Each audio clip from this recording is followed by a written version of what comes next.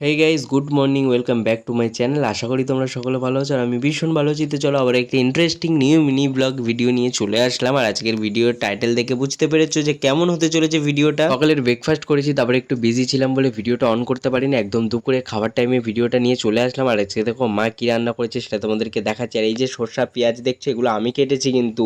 আর মা এখানে দেখো খাসির মাংস করেছিল, আর যে উচ্ছেটা দিয়েছিল আমি তো ওসব খাই না, ওই জন্য মায়ের থালাতে তুলে দিয়েছি, তোমরা ভিডিওতে দেখতে পেয়েছো।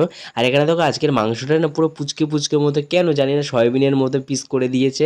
ভীষণ রাগ হচ্ছিল, কিন্তু কি করব, খেতে তো হবে। তো মা সুন্দর করে রান্না করেছিল। তারপর খাওয়া দাওয়া করে দিদি দেখছি এখানে কতটা খাবার এনেছে, দেখো এখানে পকোড়া এনেছে। আগে বাবা নিয়ে নিল, কিন্তু খেতে পারবে না, পরে আমার দিদিকেই এটা খেতে হবে। একটুকুনি আগে টেস্ট করছে। তো এখানে দেখো পকোড়া আমাকে দিয়েছে। তারপর চাউমিন এনেছে, এখানে দেখো বাবানের মাজা রাখা আছে, মানে ফ্রুটি। সেটাও বাবান কিন্তু খায়নি, ও আগে পকোড়া নিয়ে বসে গেছে। এখানে দেখো দিদি চাউমিন এনেছিল, চাউমিনটাও ঢালছিল, আর পকোড়াও এনেছিল, পকোড়াটাকে খেয়ে নিয়েছি। তারপরে চাউমিন নিয়ে বসে গেছি। আর এরকম খেতে কার কার ভালো লাগে? আমার তো ভীষণ ভালো লাগে। তোমাদের কার কার ভালো লাগে সেটা কিন্তু অবশ্যই কমেন্ট করে জানিও। আর যাদের যাদের ভিডিওটা ভালো লেগেছে তারা প্লিজ চ্যানেলটিকে সাবস্ক্রাইব করে নিও, আর ফেসবুক পেজ থেকে ফলো করে নিও।